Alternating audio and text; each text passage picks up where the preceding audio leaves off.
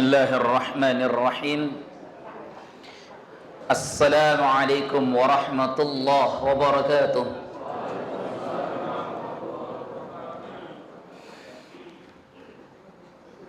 Innal hamdalillah nahmaduhu wa nasta'inuhu wa nastaghfiruh wa na'udzu billahi min shururi anfusina wa sayyiati a'malina.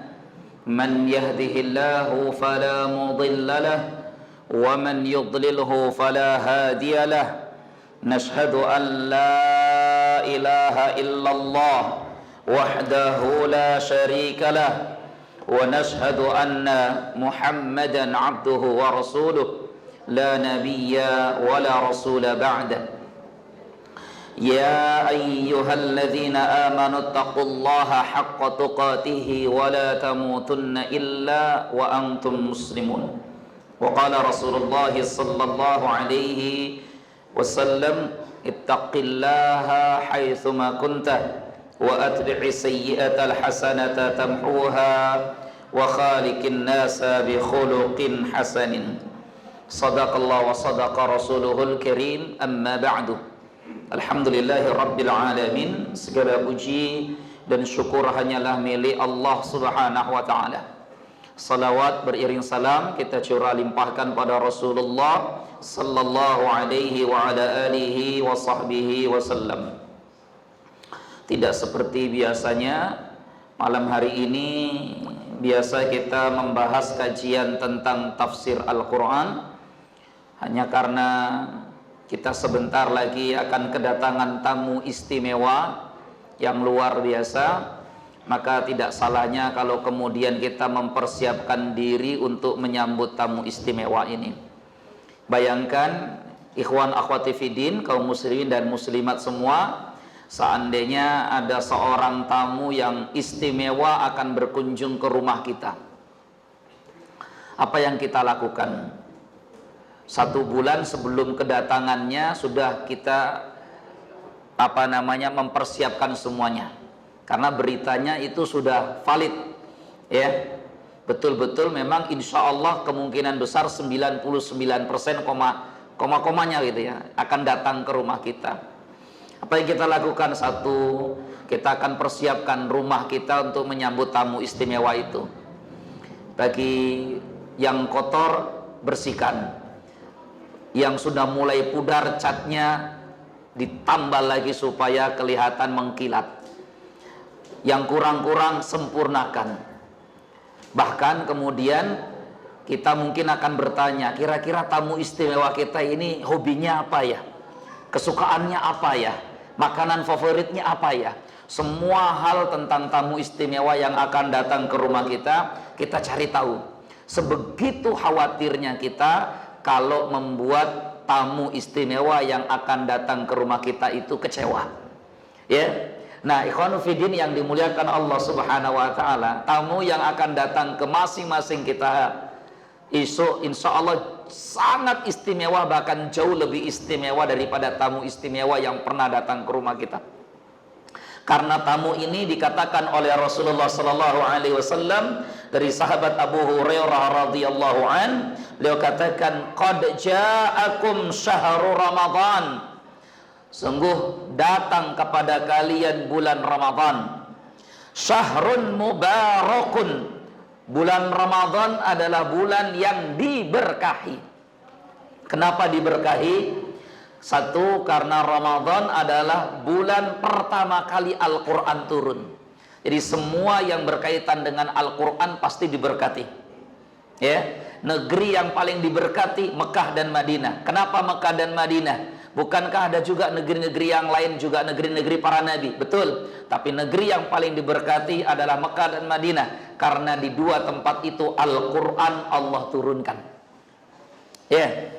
Semua nabi dan rasul itu mulia, tapi di antara nabi dan rasul ada yang paling mulia di antara yang mulia, yaitu Rasulullah Muhammad sallallahu alaihi wasallam. Kenapa harus Rasulullah Muhammad sallallahu alaihi wasallam? Karena kepada baginda nabilah Al-Quran Allah turunkan. Nah, saudaraku yang dimuliakan Allah, kata beliau syahrun mubarakun. Rasul bersabda, inilah bulan yang penuh dengan berkah atau bulan yang diberkati. Iftaradallahu alaikum siyamahu. Allah wajibkan kepada kalian semua berpuasa di dalamnya. Yaftahu fihi abwabul jannah. Di dalamnya Allah bukakan pintu-pintu surga. Wa yughlaqu fihi abwabul jahim. Dan ditutup pintu-pintu neraka. Wa taghillu fihi syayatin. Dan setan-setan di dalamnya pun dibelenggu. Fihi lailatun. Pada bulan Ramadan itu ada satu malam, khairun min alfi syahrin, yang lebih baik daripada 1000 malam. Man hurrima khairaha faqad hurrima ghairaha. Allahu Akbar, ini yang paling ngeri. Yang mengerikan itu sabda Nabi yang terakhir. Barang siapa dihalangi mendapatkan kebaikan di bulan Ramadan, maka pada bulan-bulan yang lain dia akan sulit untuk mendapatkan kebaikan. Kok ada orang di bulan Ramadan tidak bisa berpuasa, jangan harap di luar Ramadan dia akan berpuasa. Kok ada manusia di bulan Ramadan dia berat sekali membaca Al-Quran, jangan harap di luar Ramadan dia akan mudah membaca Al-Quran. Kok ada orang di dalam bulan Ramadan sulit sekali, berat untuk bersedekah, jangan harap di bulan yang lain dia akan mudah dan ringan untuk bersedekah. Yang paling mengerikan ini, faman hurrima khairaha faqad hurrima ghairaha. Siapa yang Allah halangi untuk mendapatkan kebaikan di dalam bulan itu, maka pada bulan-bulan yang lain akan sulit untuk mendapatkan kebaikan. Allahu Akbar. Semoga kita termasuk orang-orang yang dimudahkan mendapatkan kebaikan di bulan Ramadan. Baik, maka supaya tamu istimewa ini tidak kecewa dan supaya kita juga mendapatkan keberkahan dari tamu istimewa ini, sambut Ramadan dengan ilmu. Sambut Ramadan dengan ilmu. Ahlan wa sahlan wa marhaban bikudumik ya Ramadan. Ya, katakan ahlan wa sahlan. Karena orang itu kalau sudah berjumpa dengan Ramadan ada beberapa macam. Macam jenis pertama adalah orang yang ketika datang bulan Ramadan dia datar saja, flat. Ramadan kapan ya? 20 hari lagi. Oh, 20 hari lagi, bentar lagi ya. Iya, flat. Datar gitu aja, gak ada kesan apa-apa, datar, biasa-biasa saja, karena dianggap Ramadan sama seperti bulan-bulan yang lain. Ada orang yang menganggap Ramadan ini masalah, na'udzubillah. Bentar lagi puasa, saya tutup deh ini toko, kan gitu ya, seolah-olah Ramadan itu musibah. Karena kalau sudah datang bulan puasa, dia tidak bisa mendapatkan rezeki. Na'udzubillah min dzalik. Apakah kita hanya menganggap rezeki itu sifatnya materi, ikhwan? Na'udzubillah. Rugi manusia yang hanya menganggap rezeki itu bentuknya materi. Bukankah pahala yang melimpah, keberkahan dalam hidup, ya, kemudian bisa beribadah, nikmat khusyuk membaca Al-Quran, berlapar-lapar di siang hari, bersemangat di malam hari untuk beribadah, itu semua bagian dari rizki Allah Subhanahu wa ta'ala. Ya, jadi ada orang yang datang Ramadan itu seolah-olah mengekang. Ramadan itu menjadi beban untuk dia. Na'udzubillah min dzalik. Allahu Akbar. Yang ketiga, mereka orang yang sangat bergembira datang bulan Ramadan. Dan ini menunjukkan imannya hidup, tumbuh subur di dalam hatinya. Karena memang Ramadan diperuntukkan hanya untuk manusia-manusia yang beriman. Maka Allah Subhanahu wa ta'ala katakan, a'udzubillahi minasyaitonir rajim, ya ayyuhalladzina amanu kutiba alaikumus shiyam kama kutiba 'alal ladzina min qablikum la'allakum tattaqun. Hai orang-orang yang beriman, ya ayyuhalladzina amanu, dalam Al-Qur'an ada 90 ayat, ikhwan. 90 kali Allah Subhanahu wa ta'ala memanggil manusia-manusia istimewa. Kata sahabat Abdullah bin Mas'ud radhiyallahu an, kalau dalam Al-Quran dimulai dengan ya ayyuhalladzina amanu, pasti ada berita besar. Bukan hanya berita biasa-biasa, tapi pasti berita luar biasa. Ya, makanya tidak banyak di dalam Al-Quran ayat-ayat yang dimulai dengan ya ayyuhalladzina amanu imma amrun tu'maru bihi aw nahyun tunha anhu. Kata Abdullah bin Mas'ud, setelah ya ayyuhalladzina amanu itu pasti ada perintah, atau setelahnya pasti ada larangan. Karena isi ya ayyuhalladzina amanu itu kalau tidak perintah ya larangan. Ya, nah perintahnya apa hari ini? Perintahnya adalah kutiba alaikumusiyam, kewajiban menjalankan ibadah puasa. Kama kutiba alal ladzina min qablikum, sama seperti Allah wajibkan pada umat-umat sebelum kita. La'allakum tattaqun, supaya kita semua bertakwa. Lihat saudaraku yang dimuliakan Allah, setiap perintah yang besar dalam Al-Quran pasti Allah menyebutkan target yang hendak dituju. Kenapa harus ada target? Satu, supaya orang istiqomah. Kita itu kalau hidup nggak punya target, ngambang, kita nggak tahu mau ngapain. Langkah-langkahnya pun membingungkan. Kenapa langkahnya membingungkan? Wajar, karena hidupnya nggak punya target. Kita berumah tangga saja harus punya target, ikhwanufidin. Oh, saya umur 23, 25 paling akhir saya harus menikah. Itu namanya target, supaya jelas hidupnya. Mau ngapain kemana-mana pun dia tahu, pokok titiknya di 25 saya harus nikah. Orang kalau nggak punya target, kapan nikah mas? Alah, nantilah kalau sudah bulan 2. Bulan nggak 2-2, dari dulu bulan cuma 1 terus. Kan gitu. Kalau sudah bulan 2 itu mau kiamat itu, nanti udah pecah bulannya kan begitu. Ya, artinya orang kalau nggak punya target, hidupnya itu mengambang. Maka buat target. Karena Allah pun ketika memerintahkan perkara-perkara yang besar selalu menyebutkan target tujuannya. Termasuk ibadah siam Ramadan. Contoh misalkan dari rukun Islam yang ada, ikhwan akhwat fidin yang dimuliakan Allah, semua perintah tentang rukun Islam di dalam Al-Quran pasti Allah sebutkan targetnya. Kenapa harus ada target? Tadi supaya kita bisa mengukur apakah kita telah berhasil menjalankan syariat ini atau belum. Kalau belum sempurna, sempurnakan. Kalau masih kurang, tambah. Kalau sudah baik, pertahankan. Itu tujuan adanya target. Dalam dunia bisnis, dalam dunia kerja, kita pun selalu berbicara tentang target. Semuanya, Bapak Ibu. Kalau hidup kita ini tidak pakai target, kita akan ngelantur hidup. Maka Allah katakan, ya ayyuhalladzina amanu taqullaha wal tanzur nafsum ma qaddamat lighad. Hai orang-orang yang beriman. Nah, ini lagi-lagi, hai orang-orang yang beriman kan? Jadi untuk perintah target itu dimulai dengan ajakan orang beriman. Hai orang-orang yang beriman, bertakwalah kalian kepada Allah. Terus apa? Dan masing-masing kita hendaknya mempersiapkan apa yang akan kita lakukan esok hari. Manajemen itu penting. Meletakkan target itu penting. Karena dengan memiliki target kita tahu besok kita mau ngapain. Kalau nggak punya target, kita nggak tahu nih besok kita mau berapa juz yang kita baca, berapa ayat yang kita hafal, kalau nggak punya target. Nah, targetnya contoh dalam sholat.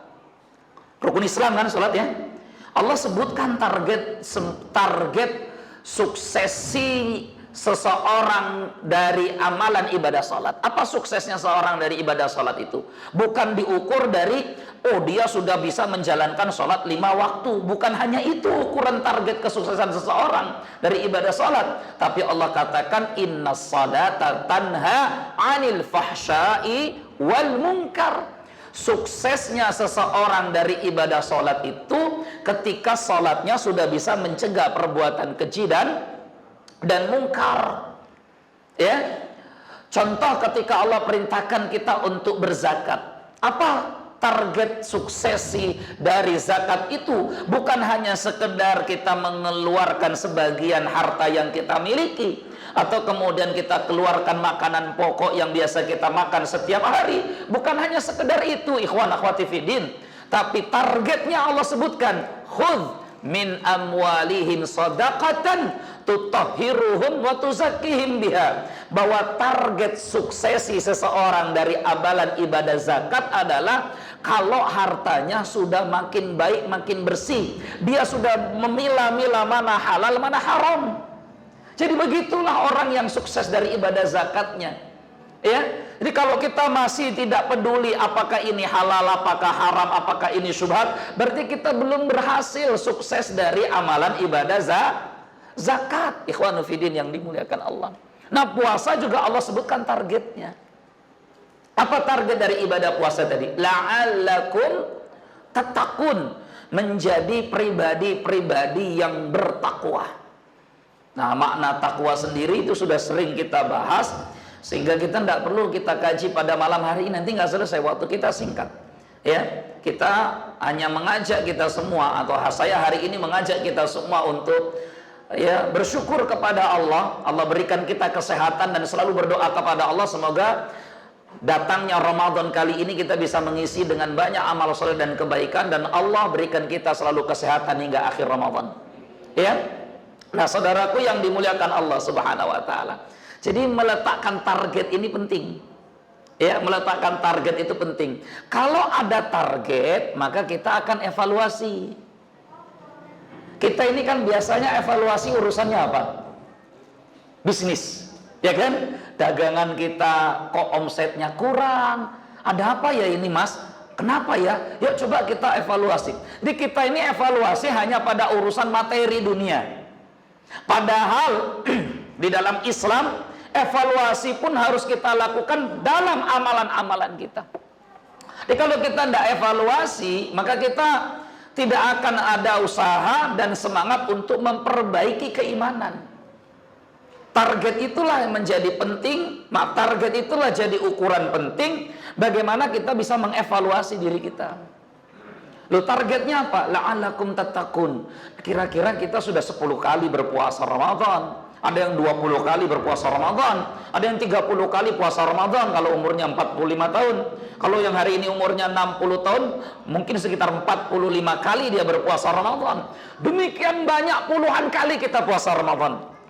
Pertanyaannya kemudian, apakah puluhan kali Ramadan yang kita jalani tadi sudah betul-betul mengantarkan kita pada pribadi la'allakum tattaqun?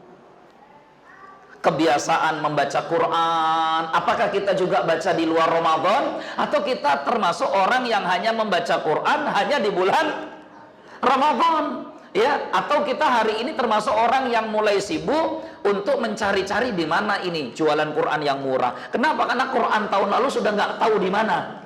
Kan begitu. Ini bulan ini kita mulai nyari itu Qurannya di mana. Allahu Akbar. Jadi disinilah pentingnya ilmu, ikhwanu fiddin yang dimuliakan Allah. Kita khawatir umat muslim ini banyak jadi manusia seperti dikatakan oleh Imam An-Nawawi rahimahullah. Ya, di abad ke-7 Hijriah, beliau sudah mengatakan, sekarang sudah abad ke-15 ya. Jadi 800 tahun yang lalu beliau sudah mengatakan kunu rabbaniyin wala takunu ramadhaniyin. Kata beliau, jadilah kalian hamba-hamba Allah yang rabbani, jangan jadi hamba ramadhani. Nah, ada hamba ramadhani, ada. Hamba rabbani itu apa? Ya, mereka jaga istiqomah, tetap sholat di masjid, tidak hanya di bulan Ramadan. Selepas Ramadan pun masjid menjadi kebutuhan dia dalam seharian. Al-Quran, dia tidak hanya baca di bulan Ramadan, tapi Al-Quran menjadi sahabatnya bahkan di luar Ramadan. Itu namanya hamba Allah rabbani. Jadi kalau kita hanya kenal masjid di bulan Ramadan, kita hanya kenal apa tadi? Al-Quran di bulan Ramadan, itu namanya kita bukan jadi hamba Allah, tapi sebenarnya kita jadi hamba Ramadan. Ya, gitu. Moga-moga kita betul-betul menjadi hamba Allah Rabbani. Baik, ya, ini kira-kira bahagia enggak mau datang bulan Ramadan ini, Pak? Bahagia enggak ini? Senang? Senang ya, alhamdulillah ya, senang sambil ngantuk-ngantuk senang lah gitu ya. Berarti cinta Ramadan ya, cinta Ramadan. Maka kalau cinta, buktikan cinta kita kepada Ramadan. Karena cinta yang jujur itu dilihat dari 3 hal. Kalau tidak nampak 3 hal ini, berarti cinta kita cinta gombal. Gitu ya. Ini kita ambil dari 2 kitab Imam Ibnu Hazm. Ya, namanya Tuqul Himamah. Jadi ulama kita juga ada ulama ahli cinta tuh ada, ikhwan. Ya, ada ulama ahli cinta. Satu Imam Ibnu Hazm hidup di abad ke-4 Hijriah, sudah 1000 tahun lebih. Ya, menulis kitab Tuqul Himamah. Itu luar biasa. Beliau mengupas tuntas masalah cinta. Dan apa kaitannya sama Ramadan ya? Cinta itu kan semua sama sih. Cinta itu semua sama. Cinta Allah, cinta Rasul, cinta ke manusia, cinta ini semua sama. Tinggal bagaimana cara meletakkannya. Ya, begitu. Ada juga ulama ahli cinta yang juga menulis kitab tentang cinta luar biasa. Kitab ini namanya Imam Ibnu Qayyim Al-Jauziyah. Ya, judul bukunya Raudhatul Muhibbin, taman orang-orang jatuh cinta. Oh, itu luar biasa. Kalau sudah baca itu, anak bujang sudah langsung pingin cari di mana hatinya yang hilang, kan gitu ya. Gitu ya. Gitu. Kalau sudah menikah Ustadz ya, kalau sudah menikah makin tumbuh rasa cintanya. Ya, cari juga separuhnya yang hilang. Ya. Jadi, ikhwan, akhwat, Bapak Ibu kaum muslimin muslimat, kalau kita betul-betul cinta, itu lihat ukuran kejujuran cinta itu satu, kita gembira kalau akan bertemu dengan sang kekasih, betul enggak? Iya, gitu. Ini kayaknya sudah malam minggu deh ini, kan gitu. Kalau dulu sama dulu, ya gitu. Ini kita cinta jahiliyah dulu lah ya gitu ya. Pokok nunggunya malam minggu, kan baru malam Selasa. Udah kapan ya minggu? Ya nanti. Ya, ini orang kalau sudah jatuh cinta tuh pengennya malam minggu terus, biarpun sekarang malam Selasa. Karena itulah orang jatuh cinta, dia selalu rindu ingin bertemu, namanya syauq. Syauq itu rasa cinta dan kerinduan yang mendalam. Bahkan orang itu kalau sudah saking cintanya, yang dilihat tuh semua bayangan orang yang dicintai. Ngelihat tisu ya wajah dia, ngelihat embrio dia, kan gitu. Ngelihat pohon yang berguna orang nari-nari itu kayaknya ya dia, kan gitu. Ini hati-hati, kalau sudah begini harus diruqyah, kan gitu. Ya harus diruqyah ini. Ini sudah bukan lagi cinta tapi kerasukan jin cinta. Tapi intinya orang kalau jatuh cinta itu dia akan gembira kalau bertemu dengan sang kekasih. Maka tadi Rasulullah SAW katakan, qad ja'akum syahrun mubarak, qad ja'akum syahru Ramadan, syahrun mubarakun. Kalian sebentar lagi datang nih bulan Ramadan. Ayo bahagia, ayo gembira, karena ini bulan yang diberkati. Allahu Akbar. Nah, itu ukuran cinta, ya. Itu ukuran cinta. Terus apa Ustadz? Berarti kita siapkan bekal. Nanti dulu, itu bukan jujur cinta, ya, bukan kejujuran cinta. Nah, kejujuran cinta yang pertama ditandai dengan bahagia, ingin segera berjumpa, tidak sabar, pokoknya tidak sabar semuanya. Tunggu. Yang kedua, siap berlelah-lelah untuk memenuhi apa yang dia sukai. Siap capek-capek, siap berlapar-lapar, siap haus, siap tahan nafsu, siap bangun malam, siap kering kerongkongan, siap habis harta. Siap nggak ini kira-kira, kan gitu ya? Karena semua kita lakukan berlelah untuk Ramadan. Ada orang yang sudah kumpulkan hartanya. Kenapa Pak? Ini saya siapkan untuk Ramadan Ustadz, sedekahnya. Allahu Akbar. Lalu dikumpulkan sedekahnya khusus untuk bulan Ramadan. Luar biasa. Siap bercapek-capek, siap berlelah-lelah. Karena itulah tanda cinta. Maka coba lihat, tanya sama seorang suami. Ya, tanya sama seorang suami. Ketika melihat istrinya tengah malam lapar, dia pingin cari makanan, tapi makanan yang paling susah dicarinya. Ya, begitu. Makanan paling susah dicarinya. Suami pasti akan keluar dia untuk carikan makanan itu. Kenapa suami rela malam-malam ngantuk-ngantuk berlelah dia keluar dari rumahnya untuk belikan makanan? Karena dia cinta kepada istrinya itu. Kok istri Ustaz ya? Istri, masa pacarnya? Ya. pacarnya, itu istri saja. Karena itu tanda jujurnya cinta. Yang ketiga, rela berkorban dengan apa yang kita punya. Gitu kan ya? Rela berkorban dengan apa yang kita punya. Ini ada anak kita sakit, kita punya uang cuma itu-itunya lah, kita punya uang. Anak kita sakit, kita obati nggak Pak? Kita obati nggak ada anak itu? Padahal uang yang kita punya hanya itu-itunya. Kenapa kita rela habiskan harta untuk anak kita yang sakit? Karena kita jauh lebih mencintai anak kita dibandingkan harta. Nah itulah cinta. Karena cinta harus menuntut rela berkorban. Jadi begitu ya. Jadi nanti kita buktikan kejujuran cintanya di bulan Ramadan. Wallahu taala a'lam bishawab. Sambut tamu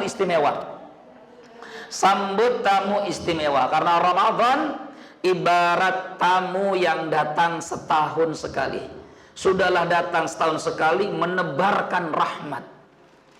Rasulullah sallallahu alaihi wasallam bersabda, "Walillahi utaqa'u minan nari fi kulli lailatin min Ramadan."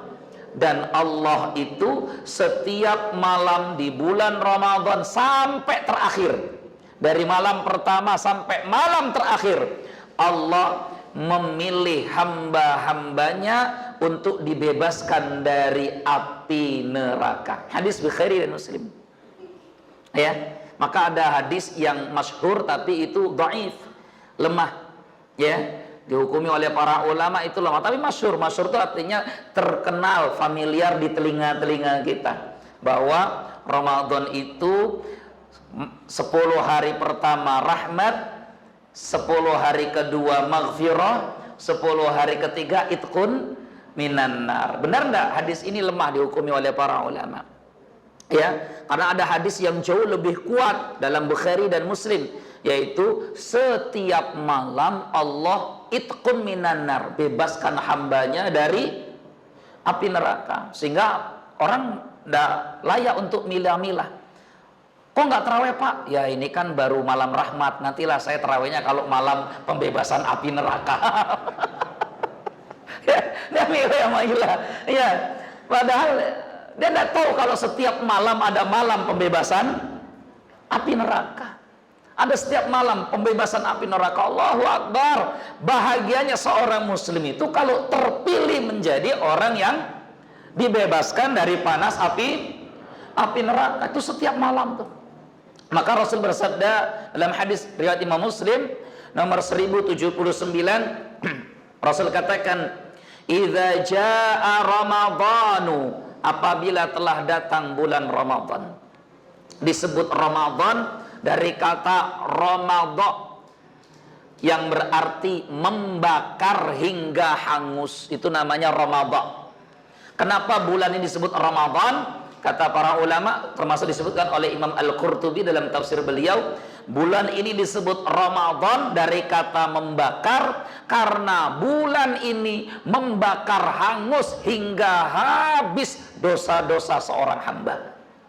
Maka kalau orang kok keluar dari Ramadan dosanya utuh bahkan makin banyak, ya yang ada kita katakan na'udzubillah.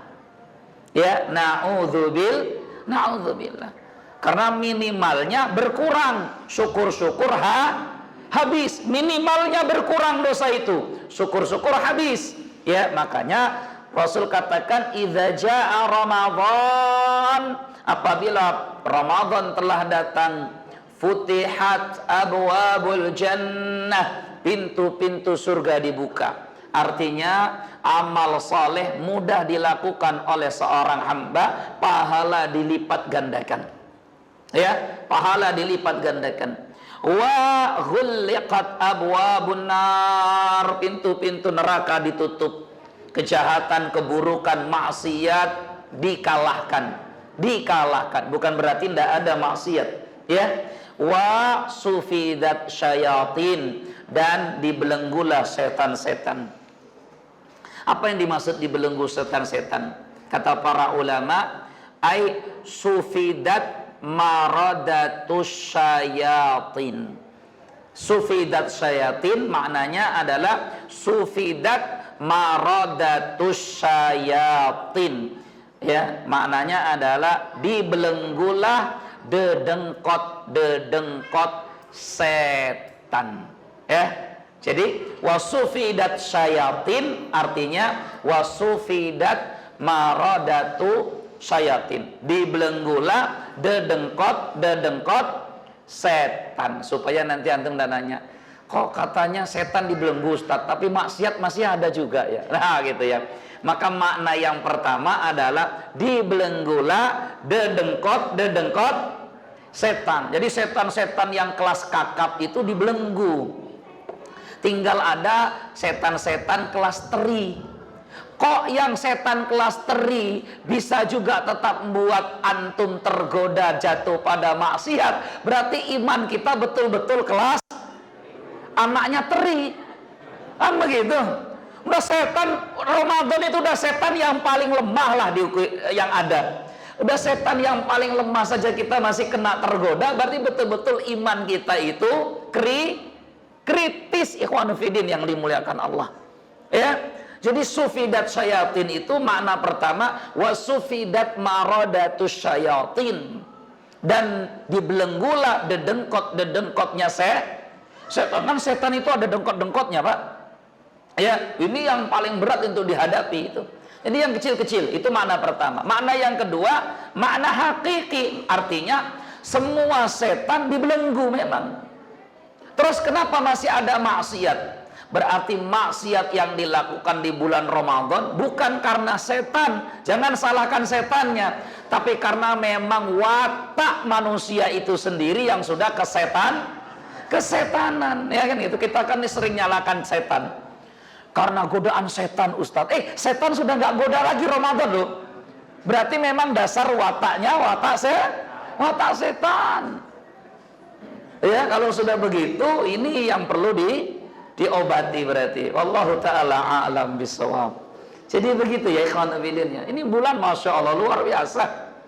Kalau sudah luar biasa begini, kalau kita tidak bahagia untuk menyambutnya, ya maka kita akan jadi orang-orang yang merugi. Cara menyambut tamu bagaimana? Satu, bangga dulu dengan undangan. Ya, bangga dulu dengan undangan. Kan kita yang diundang. Ya ayyuhalladzina amanu. Itu undangan khusus untuk orang-orang beriman. Jadi kita harus berbangga kalau antum termasuk orang yang berpuasa, berarti antum dikategorikan termasuk orang yang beriman. Itu yang diundang oleh Allah. Kok dia nggak puasa ya? Berarti dia nggak istimewa. Ada orang di bulan Ramadan kok nggak puasa, antum nggak usah iri, berarti yang nggak puasa bukan manusia istimewa. Coba bayangkan ya, waktu David Beckham menikah, David Beckham nikah ya waktu itu ya, bukan David Beckham menikah, apa sih waktu itu ya acaranya ya, saya gak lupa betul, di Amerika. Oh bukan, ini waktu Pangeran Charles menikah, Inggris ya. Waktu Pangeran Charles menikah, itu tokoh besar dunia, mereka semua menunggu-nunggu siapa yang akan diundang. Bayangkan itu, Indonesia pun ada yang kegeeran, kira-kira orang Indonesia siapa yang diundang, kan begitu ya. Itu nggak tahu ada yang diundang atau enggak, itu dari Indonesia. Sampai tokoh-tokoh dunia, orang-orang terkenal, itu mereka bercerita begitu bangganya dapat undangan dari Pangeran Charles, ya. Wow, ini dapat undangan si fulan, oh ini dapat undangan si fulan, oh cerita kemana-mana. Yang tidak dapat undangan ngerasa, oh berarti memang saya tidak terkenal. Kalau diundang berarti betul-betul orang terkenal, istimewa. Saya tanya, Pangeran Charles bawa surga nggak, Pak? Pangeran Charles membawa pengampunan dosa tidak? Enggak. Itu yang diundang Pangeran Charles, ongkosnya biaya sendiri atau diongkosin? Biaya sendiri. Biaya sendiri. Ikhwan fillah yang dimuliakan. Pun demikian udah bangga betul dapat undangan. Nah, kita diundang oleh Allah yang tidak hanya menciptakan Pangeran Charles tapi juga menciptakan kita semua. Kita diundang oleh Allah yang punya langit dan bumi. Siapa mereka yang diundang oleh Allah? Yang menjalankan ibadah puasa Ramadan. Istimewa. Baru sebentar sudah ini Pak. Ya, itu yang pertama, bangga dulu. Kalau orang sudah bangga, bahagia, maka insya Allah dia akan datang dengan sebaik-baiknya. Dia akan jamu dengan sebaik-baiknya. Kedua, cari ilmu, kenali Ramadan. Yang ketiga, perbanyak amalan sunnah. Poin sedikit, hindari puasa hari syak. Hindari puasa hari syak. Jadi cara menyambut tamu supaya istimewa. Kalau kita ada tamu mau datang ke rumah kita, biasanya libur dulu kerja. Berapa hari libur kerja? Kenapa kok libur Pak? Mau datang tamu Pak ke rumah mertua, liburlah saya, nyiapkan rumah dulu, kan begitu. Ini kita mau datang Ramadan, maka kalau mau datang Ramadan, Rasulullah katakan, la taqaddamu Ramadan bisaumi yaumin wala yaumain. Jangan puasa hari syak, artinya satu hari sebelum Ramadan jangan puasa. Supaya istimewa Ramadan datang ke kita itu betul-betul, ya, itu karena hari ini hari yang meragukan. Satu hari sebelum Ramadan itu hari yang meragukan. Bahkan Rasul katakan, faman shoma fil yaumil ladzi yushakku fihi faqad asa Abul Qasim.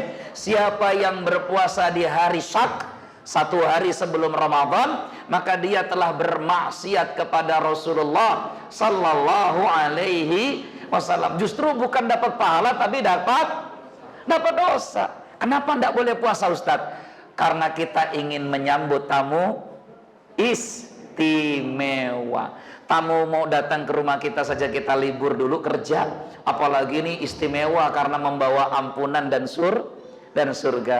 Wallahu taala a'lam bisawab. Ikhwan fillah, ternyata harus terputus sholat isya dulu. Assalamualaikum warahmatullahi wabarakatuh.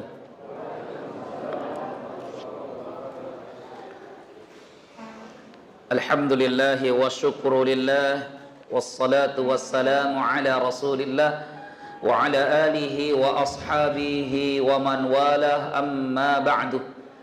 Kaum muslimin dan muslimat, jamaah Masjid Thariqul Khair, a'azzakumullah wa iyaya. Alhamdulillah, insyaallah salat isya sudah kita laksanakan dan antum semua ikhwan akhwati fiddin masih berada di masjid. Semoga lelah letihnya antum semua duduknya di sini menjadi sebab Allah mengangkat derajat dan menggugurkan dosa-dosa kita semua. Baik, tadi kita sudah mulai dengan ilmu Ramadan. Jangan mulai Ramadan dengan puasa di hari yang meragukan. Ya, jadi muliakan Ramadan dengan berlibur puasa satu hari atau 2 hari sebelumnya. Berikutnya adalah ilmui Ramadan dengan cara melihat hilal. Karena Ramadan ini syiar Islam, sehingga harus dinampakkan, jangan ditutup-tutupi. Itu kenapa hilalnya pun harus diumumkan, jangan ditutup-tutupi. Ya, maka Rasul katakan, sumu li ru'yatihi wa aftiru li ru'yatihi. Berpuasalah karena melihat hilal dan berbukalah karena melihat hilal. Fa in ughmiya 'alaikum faqdiru lahu salasin. Kalau ternyata tidak bisa melihat hilal karena mendung, sempurnakan bilangan bulannya menjadi 30. Praktisnya begini, kita tidak usah terlalu repot coba-coba ngelihat hilal. Satu, karena kita tidak punya ilmu tentang perbintangan. Ya, gitu. Kalau bintang minuman tuh bintang apa tuh namanya? Bukan berbintang, bukan yang halal, yang halal. Obat kuat itu, minuman kuat itu bintang apa itu? Bintang 7. Kalau bintang 7 saya yakin antum berpengalaman. Ya, tapi kalau yang bintang di atas itu kasih saja ke yang ahlinya. Ya. Maka teorinya begini saja. Teorinya serahkan kepada pemerintah kita. Itu ya, serahkan kepada pemerintah kita yang punya otoritas. Kita tidak dipusingkan apakah ini sudah kelihatan hilal apa belum ya, udah nggak perlu pusing. Ya, kalau pemerintah kita katakan besok kita puasa, sudah sami'na wa ata'na. Kalau kata mereka besok belum berpuasa, kita katakan sami'na wa ata'na. Begitu ya. Jadi kalau ini dibiarkan lepas, tidak atur, maka kita akan berbeda-beda. Kalau berbeda-beda akhirnya kita tidak nyaman. Persatuan itu penting. Maka yang bisa membuat umat ini bersatu dalam urusan puasa Ramadan, penentuan kapan awal kapan akhir adalah penguasa. Kalau ormas nggak bisa nyatu. Nah nanti ormas ego masing-masing kelompok. Itu kan pemimpin ormasmu yang bilang sudah kelihatan. Ormas kami belum kelihatan, agak kelihatan sih, tapi itu namanya ndak kelihatan, kan begitu. Ini masing-masing ormas punya ego masing-masing kelompok. Maka serahkan kepada penguasa yang punya otoritas, maka terjadilah dan terciptalah persatuan itu sendiri. Karena Rasul katakan, al jama'atu rahmatun wal furqatu azabun. Kesepakatan, jamaah, persatuan itu rahmat dari Allah. Perselisihan, perbedaan itu adalah azab. Sudah, kita bersatu. Serahkan kepada yang punya otoritas untuk menetapkan. Ustadz, bagaimana kalau penguasa kita tidak jujur? Kalau penguasa kita ternyata bohong? Kalau penguasa kita ternyata tidak benar? Sebenarnya ini kita sudah Ramadan, tapi kata mereka belum. Sebenarnya kita sudah Idul Fitri, tapi kata mereka belum. Maka kembali kepada hadis Rasulullah sallallahu alaihi wasallam dalam riwayat Al-Bukhari dari sahabat Abdullah bin Mas'ud radhiyallahu anhu, kata beliau, Rasul bersabda, yusalluna lakum fa in asabu falakum wa lahum wa in akhtau falakum wa alaihim.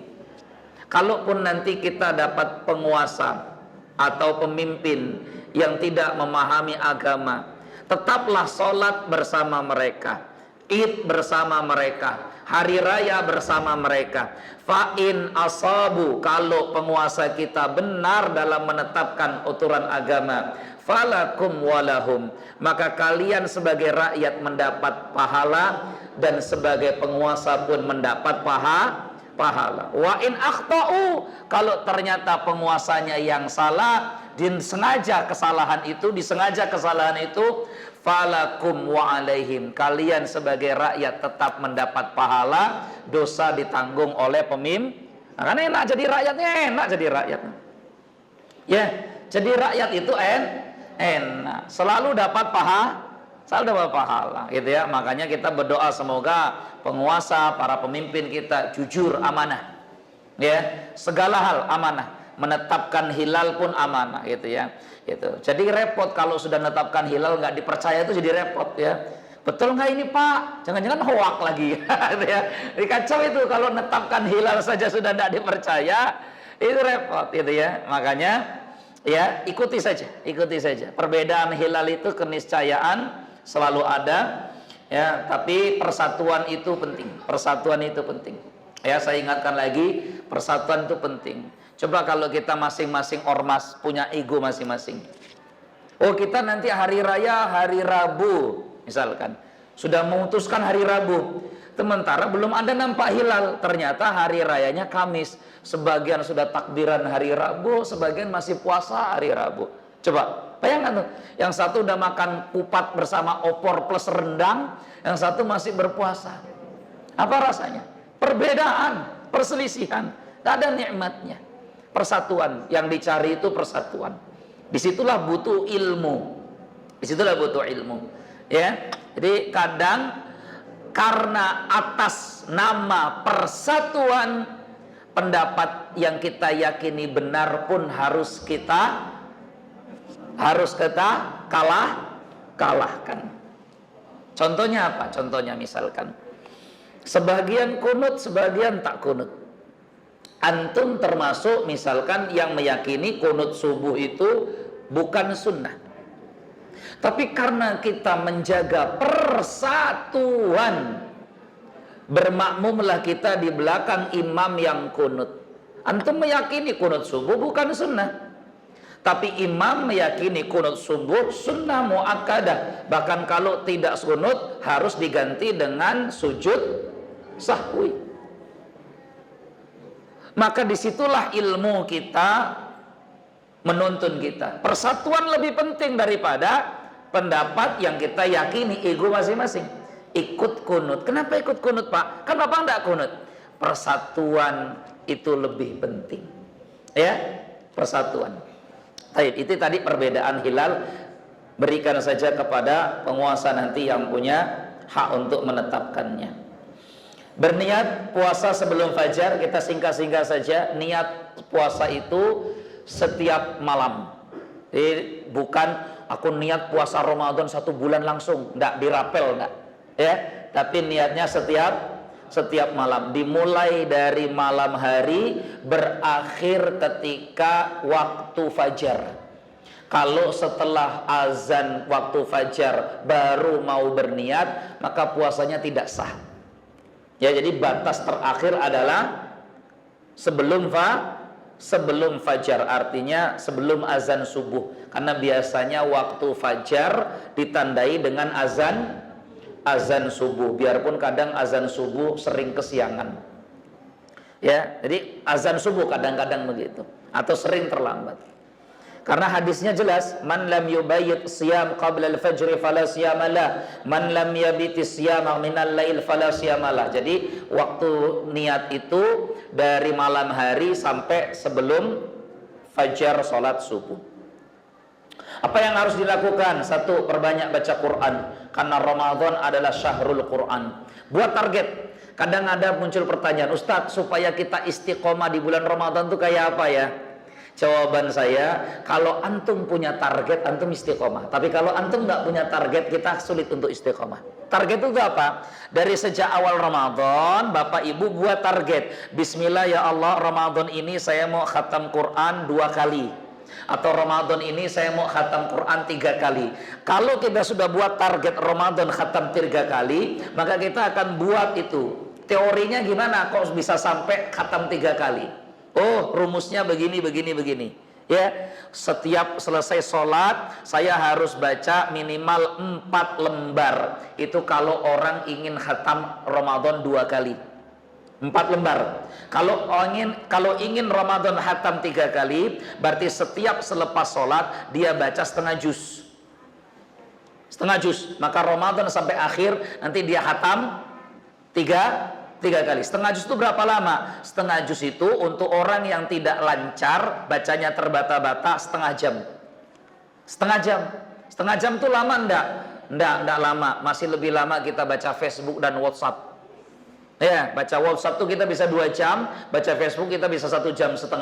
Ya, artinya enggak lama sebenarnya. Yang membuat lama itu karena kita enggak punya target. Makanya supaya istiqomah tuh buat target. Ustadz, tidak semangat kalau sendiri-sendiri. Nah, masalah bikin kelompok. Akhi, siapa yang punya target khatam 2 juz? 2 kali. Kok 2 juz? Ini banget ya. Kalau 2 juz 1 hari nanti setengah 5 ayat nanti ya. Siapa yang punya target khatam Ramadan? Ramadan khatam 2 kali. Saya koordinir. Oh, antum. Kita bikin grup yuk, supaya saling mengingatkan. Karena kalau enggak nanti kita enggak istiqomah. Oh ya, siap. 2. Oh, saya mau 3. Oh, enggak apa-apa. Yang 3 nanti kita kelompokin, yang 3. Ya, itu gunanya kawan, gunanya sahabat supaya istiqomah. Karena kadang istiqomah itu terjadi karena kondisi. Lingkungan di mana kita tinggal. Oh, kita hidup di lingkungan orang-orang yang cinta Quran, maka kita akan terbawa mencintai Al-Quran. Itu kenapa kita butuh sahabat-sahabat soleh tadi. Antum 2 kali khatam, antum 3 kali. Oke, saya ikut yang 2 kali khatam. Tolong saling ingatkan ya akhi. Iya, nanti kalau 1 hari, Fulan, kok baru setengah juz hari ini? Harusnya kan kalau ingin khatam 3 kali, berarti 1 hari 3 juz. Oh iya, Afan, nanti saya kejar. Begitu. Ya, itu supaya istiqomah, buat target. Kalau antum nggak punya target, nanti kata orang anget-anget tai ayam. Hari pertama 3 juz, mantap. Hari kedua 5 juz, wah hebat. Hari ketiga 4 juz, luar biasa. 1 minggu khatam, alhamdulillah. Minggu kedua udah mulai loyo itu. Minggu ketiga loyo. Minggu keempat, aduh sudah selesai. Pikirannya udah macam-macam minggu keempat. Kalau nggak punya target begitu, Pak. Nah itu biasa saya buat begitu. Ya, jadi target itulah yang membuat kita bisa istiqomah min awalihi ila akhirihi Ramadan. Dari awal Ramadan sampai akhir. Gitu ya. Qiraatul Quran. Segera berbuka. Bagaimana berbuka? Ya berbuka tinggal makan. Sahur, lihat, nah ilmu yang membimbing kita. Maka saya buat di sini sahur. Usahakan sahur. Tolong anak-anak diamankan ibu-ibu. Ya, sahur itu lakukan meskipun hanya minum air. Karena pembeda antara puasa kita dengan puasa ahli kitab. Ya, kapan batasan waktu sahur? Baik, ini ilmu akhirnya yang membimbing kita. Jadi jangan ikut kebanyakan orang, karena kebanyakan orang belum tentu dibimbing dengan ilmu. Batas waktu sahur itu adalah azan subuh, bukan azan subuh, fajar. Makanya dari dulu kita tahu definisi puasa itu adalah menahan diri dari segala hal yang membatalkan puasa, berupa makan, minum atau syahwat dari sejak, ayo definisinya apa? Dari sejak terbit fajar sampai terbenam matahari. Kita nggak pernah mendefinisikan puasa menahan diri dari hal yang membatalkan puasa berupa makan, minum dan syahwat dari sejak imsak. Nah, nggak pernah. Ya, karena memang imsak tidak dikenal dulu. Hari ini terkenal populer karena ada sponsornya. Ya, karena ada sponsornya gitu ya. Jadi harus dimulai dengan ilmu Ramadan. Kapan batasan akhir Ramadan? Batasan akhir fajar. Dan biasanya waktu fajar itu ditandai dengan azan subuh. Makanya hadis Nabi, hadis riwayat Abu Dawud, hadis ini statusnya hasan sahih, nomor 2350. Rasul katakan, idza sami'a ahadukum nida, kalau salah seorang kalian dengar azan, wal ina'u ala yadihi, sementara gelas sudah dia pegang, nanggung, fala yada'hu, jangan langsung letakkan, hatta yaqdiya hajatahu minhu, dia boleh sampai minum. Ya, jadi syaratnya bukan dia nunggu azan, tapi dia sudah mau ambil, terus dengar suara azan. Jadi bukan, wih sudah azan, mana minum, bukan ya. Jadi ini kita sudah mau minum, dengar suara azan, kata Nabi jangan kau letakkan, tapi boleh minum. Iya, sampai kau tunaikan hajat. Ini menunjukkan bahwa batas akhir sahur adalah waktu fajar, bukan imsak. Awalnya imsak itu bagus untuk kehati-hatian, tapi kemudian lama-lama menjadi seperti pengharaman. Hari ini akhirnya sebagian kita katakan kalau sudah imsak tidak bisa makan, tidak bisa minum. Padahal imsak dengan subuh masih ada 10 menit waktunya. Cukup untuk Indomie itu 3 menit, makannya 5 menit, minum 2 menit cukup ya. Indomie 3 menit ya, kalau ingin agak bagus 7 menit, makannya 3 menit berarti ya, penghitungan ya gitu. Tapi itu hadisnya ya, itu hadisnya. Jauhi maksiat, dosa, doa selalu, tegakkan salat malam tarawih, perbanyak infak, lakukan iktikaf, buru malam Lailatul Qadar, bayarlah zakat. Karena ini temanya targhib Ramadan dan ilmu Ramadan, saya sedikit bahas yang terakhir saja. Bayar zakat, karena yang lain nanti insya Allah kultum Ramadan banyak ustadz yang nyampaikan di sini. Baik, bayar zakat. Nah, ini perbedaan zakat. Zakat itu 1 sok. Di zaman Nabi belum ada kilogram ya, ikhwan akhwat fiddin ya. Ya, jadi Nabi tidak pernah katakan bayarlah zakat 2,5 kilo, tidak ada Nabi bilang begitu. Jadi Nabi itu bayar zakat 1 sok. Karena ukuran yang ada di zaman Rasul dulu mud dan sok. Ya, ada juga namanya wasak. Wasak ada. Gitu ya. Atau uqiyah. Dulu ada wasak, ada uqiyah, ada mud, ada sok. Itu alat-alat ukur dan timbangan yang dipakai di zaman Rasul. Kilogram itu baru ada nanti belakangan, kilogram ya. Makanya 1 sok itu coba diukur dengan kilogram, atau apa tuh namanya itu, dikomparasi kan, apa namanya, konversikan ya itu. Jadi satu sok zakat fitrah di zaman Rasul dalam hadis Bukhari Muslim itu coba dikonversikan menjadi kilogram. Akhirnya berbeda-beda. Makanya kalau menurut mazhab Hanafi zakat fitrah itu 3,8 kilo. Banyak ya? Ya, kita hampir tidak ada yang bayar zakat fitrah 3,8 kilo. Menurut mazhab Maliki 2,75 kilo. Menurut mazhab Hambali 3 kilo. Ya, kalau Hanafi yang bayar 3,8 itu India, Pakistan, Bangladesh, Cina itu bayarnya 3,8 kilo. Hampir 4 kilo mereka bayar. Kalau umat muslim di sana. Ya, mazhab Maliki, Maroko, Maghrib, Sudan, Afrika Utara, Afrika Tengah, sebagian ya, itu pakainya 2,75 kilo. Biasanya mereka bulatkan jadi 3 kilo. Saudi Arabia, Oman, Qatar, ya, Uni Emirat itu bayarnya 3 kilogram. Yang mazhab Syafi'i, sebagian Yaman, Mesir, ya, itu bayarnya 2,75 kilogram. Indonesia 2,5 kilogram, ya.